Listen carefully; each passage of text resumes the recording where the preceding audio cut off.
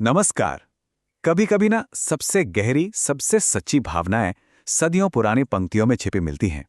आज हम सब मिलकर समय में थोड़ा पीछे चलते हैं और दुनिया को एक ऐसे कवि की नज़रों से देखते हैं जिन्होंने एक बच्चे की मासूमियत और एक माँ के प्यार को बड़ी ही खूबसूरती से शब्दों में ढाला है। तो चलिए सीधे कहानी के दिल में उतरते हैं। जरा सोचिए, एक छोटा सा बच्चा है जो दौड़ता हुआ अपनी माँ के पास आता है। चेहरा गुस्से से तमतमाया हुआ है और उसके दिल में एक शिकायत है। ये एक ऐसा सीन है जो हम सबके घरों में कभी ना कभी तो हुआ ही होगा, है ना? और बस यहीं से हमारी कहानी शुरू होती है। ये शब्द हैं नन्हे कृष्ण के, जो अपनी माँ यशोदा से शिकायत कर रहे हैं। कह रहे हैं, माँ, दाऊ मतलब मेरे बड़े भाई बलराम मुझे बहुत चिढ़ाते हैं। सोचिए, इस एक लाइन में एक बच्चे का सारा गुस्सा, सारा दुख सिमट आया है। तो चलिए इस शिकायत की गहराई में उतरते हैं। ये सिर्फ भाई भाई की कोई आम नोकझोंक नहीं है। ये सूरदास की कविता का पहला पद है जो हमें सीधा बालकृष्ण के परेशान मन के अंदर ले जाता है। तो बलराम उन्हें चिढ़ाते कैसे हैं? वो कहते हैं, तुम्हें तो मोल का लिया गया है, यशोदा मैया ने तुम्हें जन्म नहीं दिया है।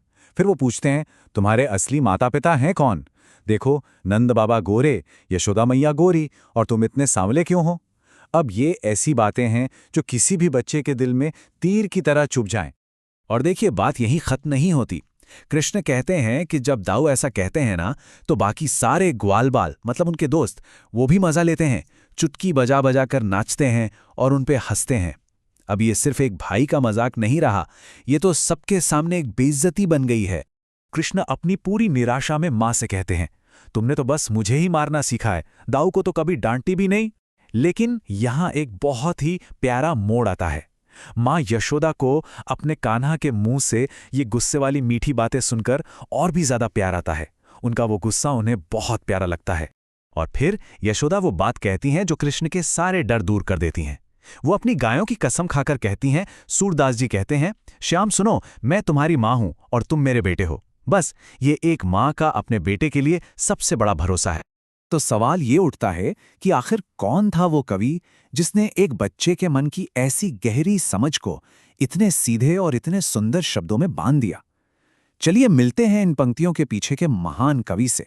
ये कवि हैं महाकवि सूरदास, जो भक्ति काल के एक बहुत बड़े नाम थे। अब ये भक्ति काल क्या था? देखिए, ये वो दौर था जब साहित्य में ईश्वर के साथ एक पर्सनल कनेक्शन, एक व्यक्तिगत प्रेम और गहरी भावनाओं को कविता के जरिए जाहिर करने पर जोर था। और सूरदास जी की तो खूबी ही यही थी।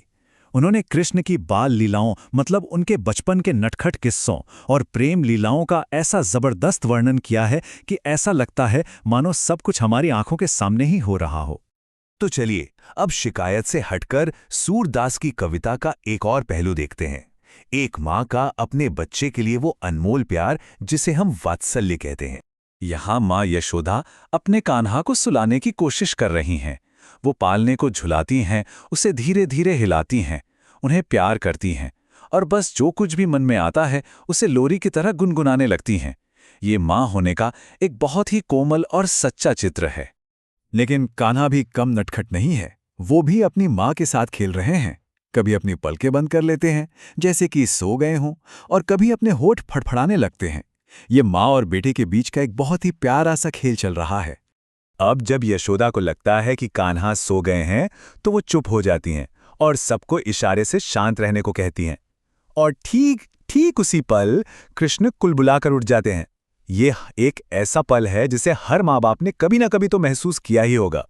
और इस पद का अंत सूरदास इस कमाल की पंक्ति से करते हैं। वो कहते हैं कि जो सुख यशोदा को इस पल में मिल रहा है ना, वो तो देवताओं और बड़े बड़े मुनियों के लिए भी दुर्लभ है, उन्हें भी नसीब नहीं होता।